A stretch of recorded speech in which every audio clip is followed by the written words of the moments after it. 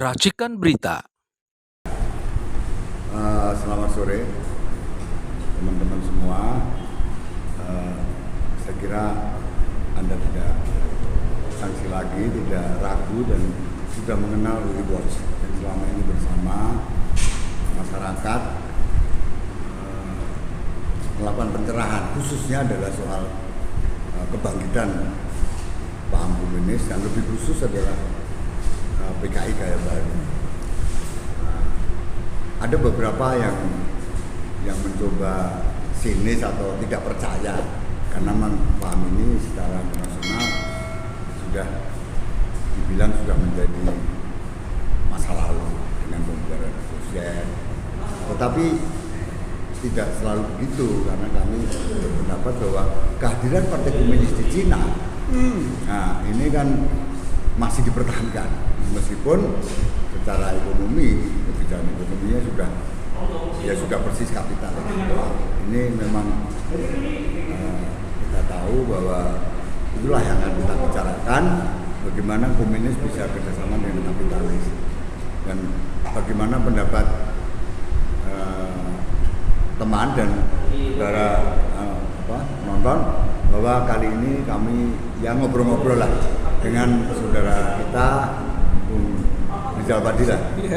Beliau adalah alumni 4, kami dari UI, saya dari Fakultas Hukum, mencoba bertukar pandangan dan saya ingin menanyakan sama beliau bagaimana, apa betul bahwa memang PKI Gaya Baru itu ada dan apa sih tanda-tandanya gitu.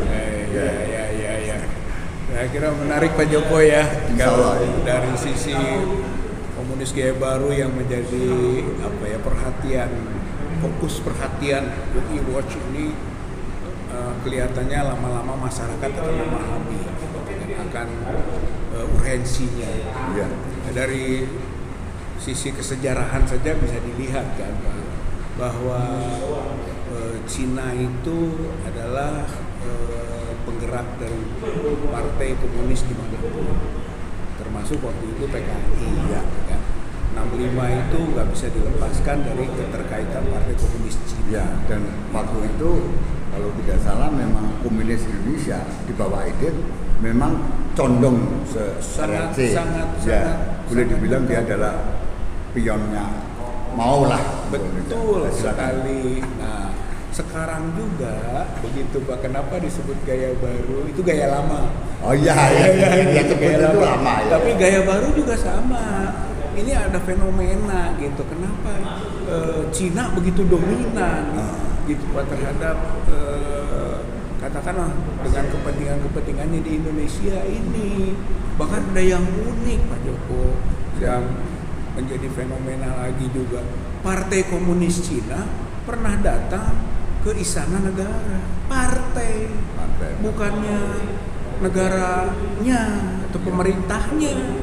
Partai Komunis Cina datang ke Istana Negara ketemu Jokowi, gitu kan? Yang kemudian berlanjut dengan proses-proses kerjasama yang erat sampai Cina dan Indonesia itu disebut two countries, twin parks, dua negara, taman kembar. Taman kembar Pak, ini menunjukkan begitu dekatnya Indonesia dengan Cina. Dan Cina itu walaupun disebut ada perubahan paham mengenai komunismenya, ya komunis juga. Ya. Gitu. Jadi kalau menurut saya relevan sekali kalau WeWatch selalu mengangkat komunis gaya baru. Karena tahun 65 komunis gaya lama. Tahun 2000-an sekarang gitu kan, sejak pemerintahan Jokowi ini, ya pemerintahan ini bekerja sama erat dengan Partai Komunis Cina ataupun negara Cina yang pasti akan membawa ismenya itu, sehinggalah wajar kalau disebut dengan gaya baru. Ya karena tidak ada PKI di sini. Tapi kan PKI waktu itu waktu dia membubarkan, katakanlah mulai dia bergerak ke tempat yang lain, yang menyebut tanpa bentuk.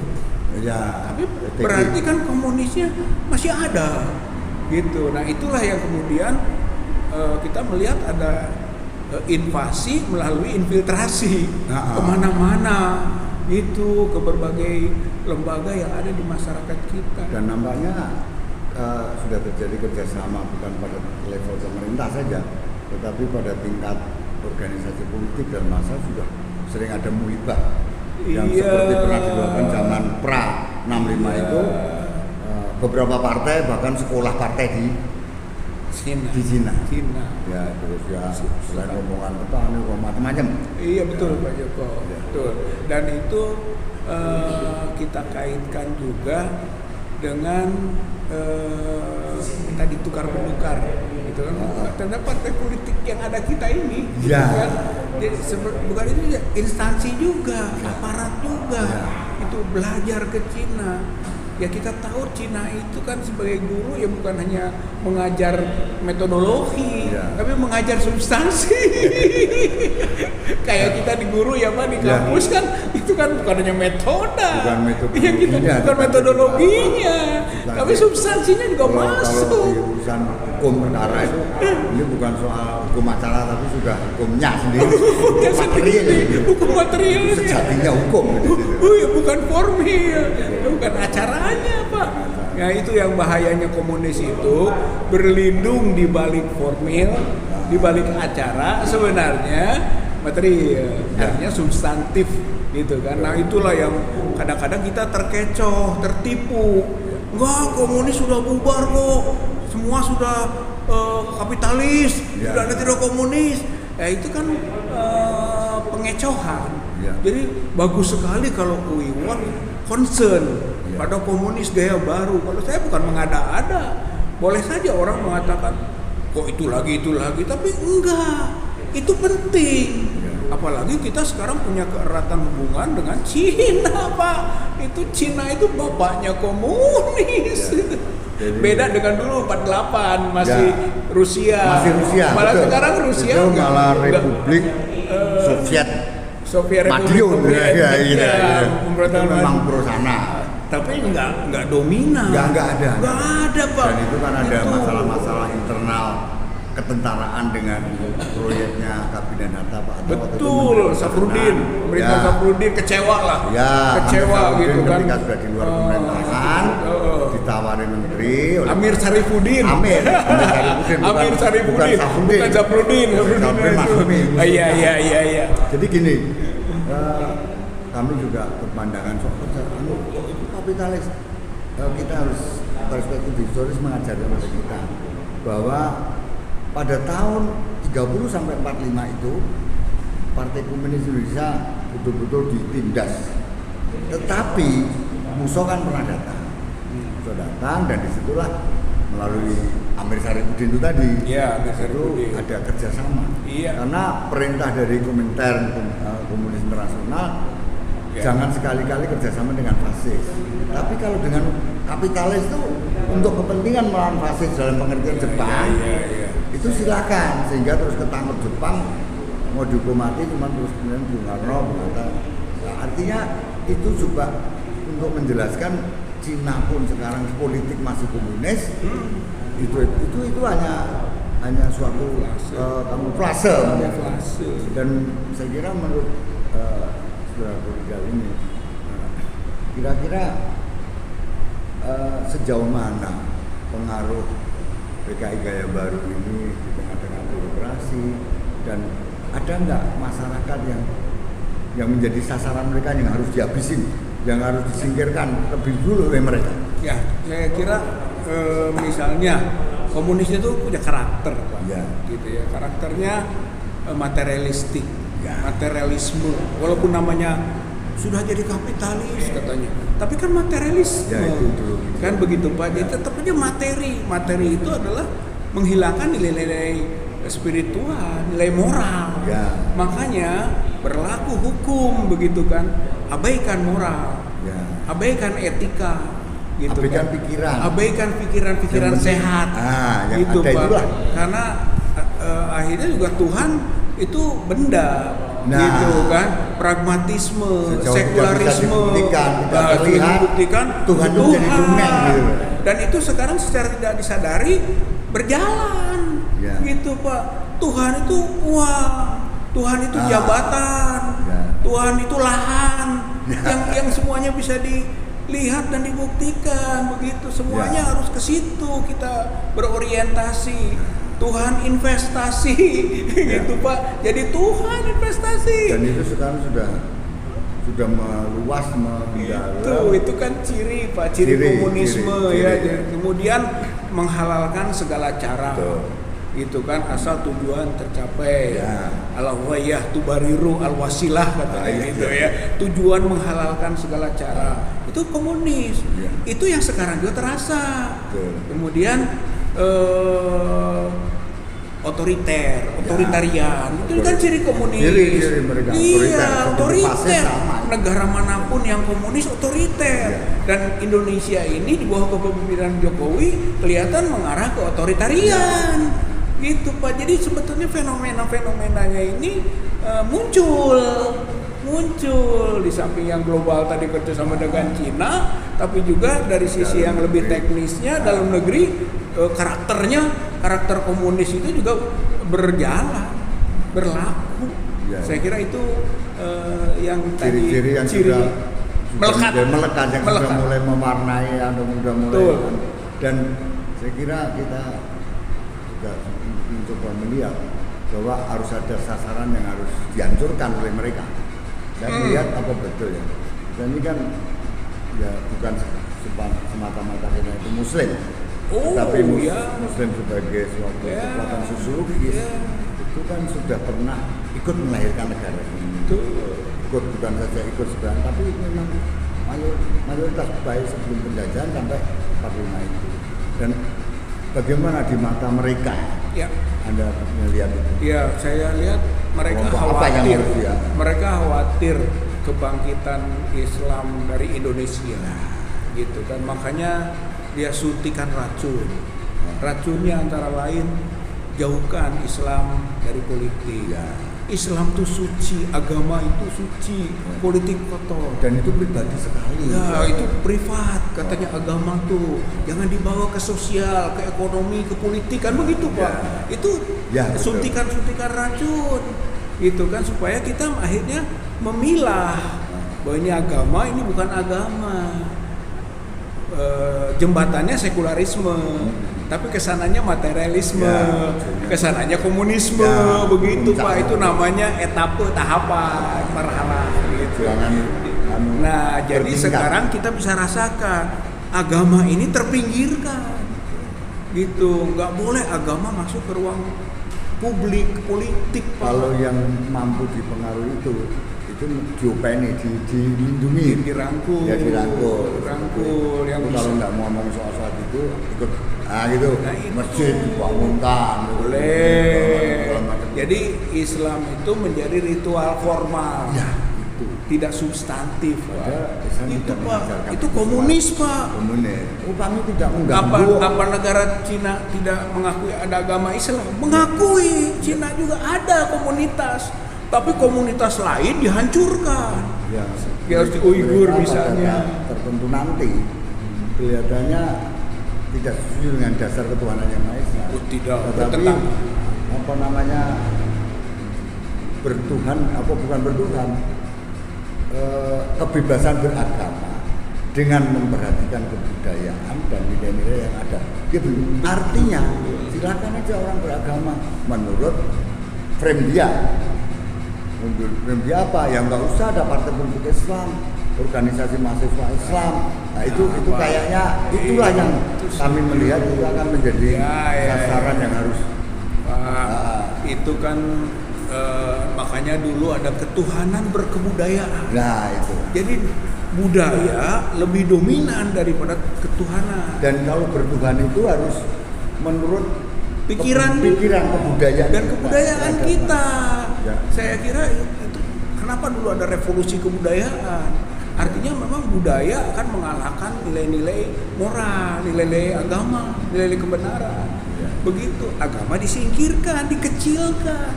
Itu. Jadi ketuhanan berkebudayaan itu antroposentrisme. Ya. Manusia yang punya budaya itu domain utama. Ya. Gitu, antropos, manusia. Manusia. Bukan Allah, bukan Tuhan yang menjadi penentu.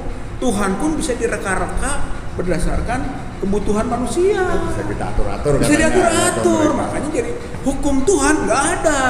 Yang ada hukum manusia atau hukum yang disebut hukum Tuhan sesuaikan dengan kebutuhan manusia. Ya. Itu Pak, itu antropocentrisme. Sentralnya antropos, manusia. Itu komunis Pak.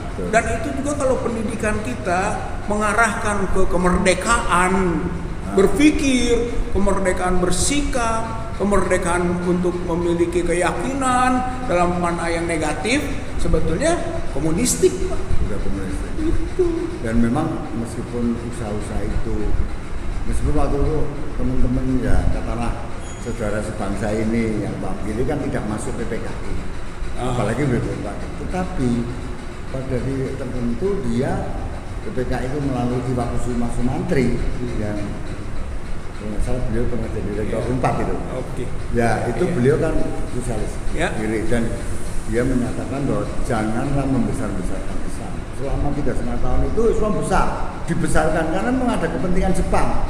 Jepang untuk mempengaruhi pengen punya teman untuk menghadapi sekutu itu yang ya dia katakan bahwa itu Barat, itu Kristen dan segala macam. Nah, sehingga ketika tanggal 18 Agustus yang sangat krusial itu, yang sangat gawat itu, ketuhanan itu dicoret berikutnya 7 kata itu sebenarnya sudah mulai bukan semata-mata itu mengakui keberagaman sebutan, karena memang itu akan membawa saya karena gini, ketuhanan menurut dasar kemanusiaan yang ada beradab, dan kata yang Maha Esa itu akhirnya berhasil ditambahkan oleh ucapan dari Kitab Kusuma dari Muhammadiyah, dan kata menurut dasar itu kan dibenarkan oleh tokoh-tokoh juris kita, ahli hukum kita, Profesor Supomo CS, dan beliau-beliau itu kan murid Terhad, dan itu sangat dihidupkan dengan suatu falsafah bahwa Islam, hukum Islam itu bisa diterima kalau hukum adat sudah menerimanya. Itu teori resepsi.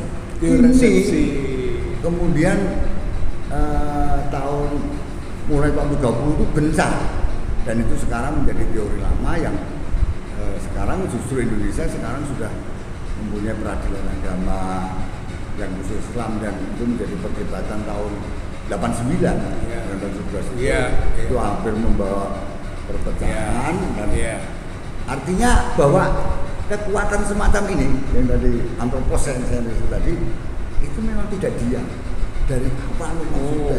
Dan sekarang saatnya ya ketika dia sudah dari selama 32 tahun, terutama terakhir Pak Harto yang terakhir kan dekat dengan Islam.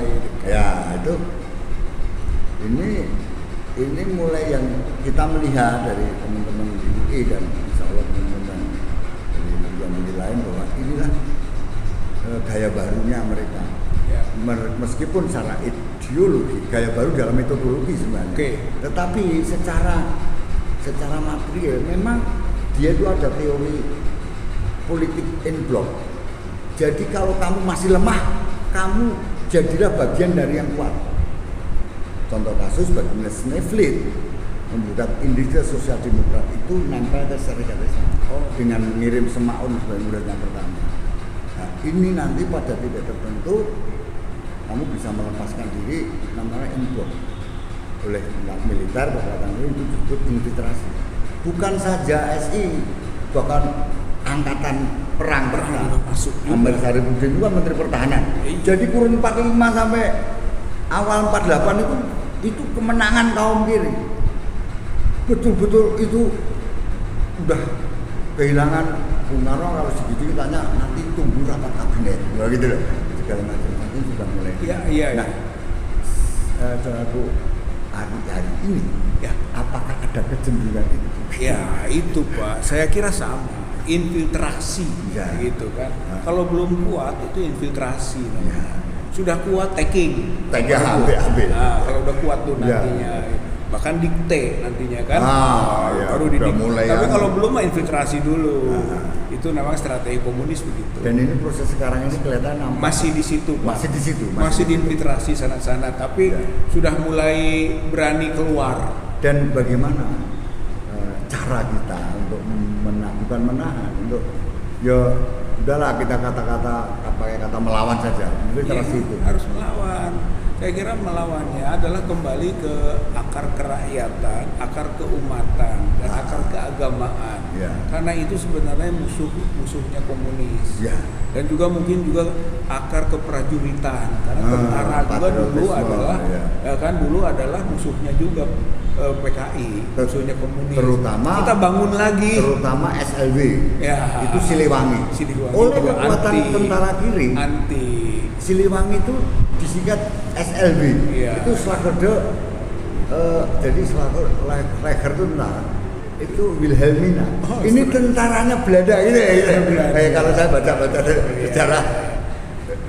Itu kan Siliwangi pernah hampir 3 tahun ada di Jogja Solo. Dan itu kalau kita baca bukunya Pak Nas, bagaimana tentara ini betul-betul menjadi andalannya kabinet.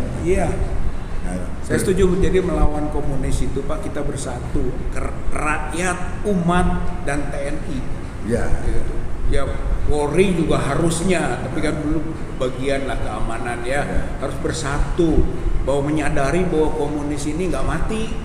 Itu Pak, PKI nggak selesai, udah berubah bentuk, infiltrasi kemana-mana, dan ini gaya barunya Pak. Untuk membukti gaya baru. Bentuknya kan sebenarnya dia ada kepres berapa itu kemarin? 22 itu. Itu melindungi itu korban itu PKI sebagai korban. Padahal yang korban itu umat Islam dan TNI. Sebelum ada pembunuhan mereka, yang memang kalau dari kacamata kami yang muda waktu itu, kami kan baru kelas 3 SD, yang memang agak terlanjur bahwa pembunuhan lewat meluas. Tapi hendaknya di Klaten Pak, daerah kami. Itu sebulan 2 bulan sebelum September sudah ada pembunuhan terhadap aparat-aparat desa di sebuah desa. Jadi kalau bisa kecamatan itu kuat, mereka sudah melakukan gerakan duluan. Nah, karena itu kita mah korban. Nah, sekarang ini supaya tidak terulang kayak begitu, kita membangkitkan kesadaran yang sama seperti keumatan, kesadaran keagamaan. Mungkin kita ke depan ini kita tidak mempunyai agenda nih. Apa ini agenda kita ini? Saya kira kita harus melawan rezim yang berbau komunis, Pak, gitu. Dengan kesadaran juga pada masyarakat dan rakyat bahwa komunis ini bukan hanya masih hidup, tapi bergerak masif. Saya kira itu harus disadari gitu kan oleh masyarakat kita. Bukti yang terakhir itu ketika ke Chengdu gitu kan Pak Jokowi ini dipanggil Chengdu itu Pak, itu kan memperingati 10 tahun kerjasama Indonesia dengan Cina. Yaitu masanya pemerintahan Pak Jokowi 10 tahun Pak. Itu sama saja memperingati 10 tahunnya kerjasama PKI dengan Cina. Sebab PKI itu mulai tumbuh 1955. Betul. Itu PKI sudah mulai pro bridging, mulai pro sana. Itu RRC udah ikut 1955 dan sampai 1965. 10 tahun. Jadi 10 tahun dulu dan 10 tahun sekarang. Jadi relevan. Kemana 10 tahun lagi ke depan? Itu Pak masalahnya. Jadi warning UI itu betul. Waspadai komunisme gaya baru, PKI gaya baru dengan warna yang cara yang beragam sekarang, tapi masih ada kuat. Dan sayangnya pemerintah atau rezim nggak waspada dan rakyat dininabobokan gitu kan. Jadi kita harus buat early warning system gitu Pak. Harus kita bangun ini sistem yang peringatan dini. Jangan sampai tadi 10 tahun yang lalu, 10 tahun sekarang, 10 tahun yang akan datang habis kalau tidak kita beri warning Pak. Itu saya kira kita sampai warning dulu.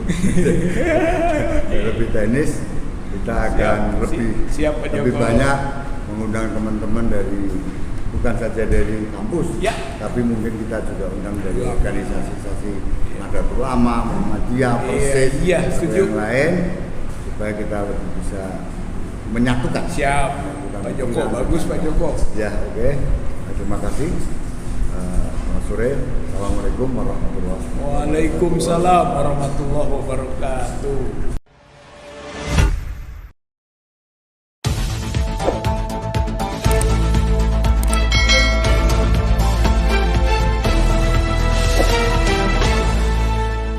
Racikan Berita